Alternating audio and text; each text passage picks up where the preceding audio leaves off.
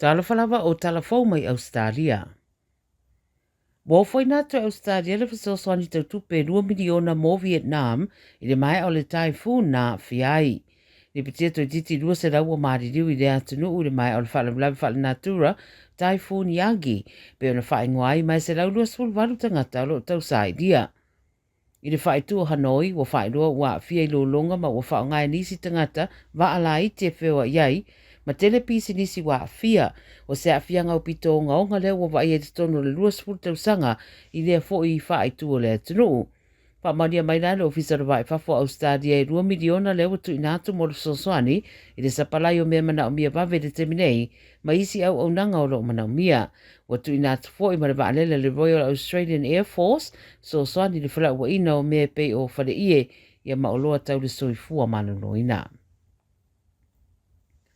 Wa avene leo mea whai ngā ruenga po Power Tools e tau mawhai ave ese mai esi ta mai ta iwa ia whao ngā se whiriwhiri e loka iro na tangata a ngā isi ta avale i lea solo na tolu le nei o solo te te o lo whai a pia i mele pone. O se ta avale sa whaapaka i lea la tere le tai awa na leilana a sa saisai ai e lea ta mai ta ilo na tangata whao ngā ia leo mea whai ngā ruenga ia ave ese mai ai male ta avale. Whai mai le ripoti le so na ngā iane le au te e ma poloka le ala tele i le whetaula i ngā lai King Street ma Flinders ma whaalawla vengi ai le whewa i ta avale ia ma ngā ala. O le asona nafi ele i tele se whai ngata mō leo pe ona whai roi ripoti pe taida o le so e fōringa i le whai ngōwhia fōi. Sidia ma le 2 mano na malo na ripoti u wha mnua ria i le aso mua ma o le aso muri nei o le expo po le whaaringa o au penga o lo whai a lea e afuai i a soro te te e. Wa mai ara so ngā leo sa whaatino i Maryland si le so ma wha amaru si aile tāpuni o le M4 pei tai olo vai a pere whaatuai o whai ngā malanga i ala te tele i sini. O leina uma e lua le motorway i le vā o Burnett ma Cumberland Highway na tāpunia o no le suenga ma o i le isi vaenga o lo vai a pere poloka e o iwa tue te tala le awala.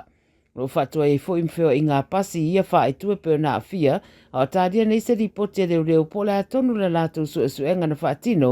i le so a e pei ei fo inisi o a awhia ai. O tai awe whaitau miliona tangata le awhia ia lātou pālo te New South Wales mo le pālo tale council po pūlenga whaalo tui whale mai mō nisi e mawhaiona pālo tata i whaalua, whaatoru pēsi di atu ai e whaatu la fono ina umai e tūlanga o na o se vaenga o lo whaatanga i lalo tū la fono whainga palo tale stete. Whai mai eista se o polo fesa langolango le University of Ausetalia o se whainga ua levo na te tau na whaamuta. Whai roa de Nine News tū la fono New South Wales e whaatanga i tangata le stala e palota e whainga palota SS a pūlenga whaaloto i whale mai palota e leo ni tangata no fumau a o rate payers. Nono winga mos whataita inga o tangata e nofo i sini, ai umie se whale i se isi wha e tū, o le ama whai e tangata leo na pālota whaalua, e pālota i councils uma e lua, nono winga, a whai lava o se tangata i eini o na whale i vāenga SS o New South Wales, e ma whai la o na pālota lea tangata i wha e tū uma o loo iei o na whale. Mana tuto te reu whai rofina ngalo i pengta whai langi, wha tau lea whainga, e le tala whengai, mai te tau lava o na tasi le pālota i whai ale tangata, pe ona iei le whaapirtani o lo fina wina i anisi, one vote, one value. Tara muli, wali petele so le 9.com.au, o le ato e whaamalosia a tiri tāpenanga le Wallabies mo le lawhita winga ma le All Blacks i le vai yaso o mua, i le toeanga i ano le li e o le Reds o Fraser McGrate, ma Hunter Paisami mo le Bledisloe Cup.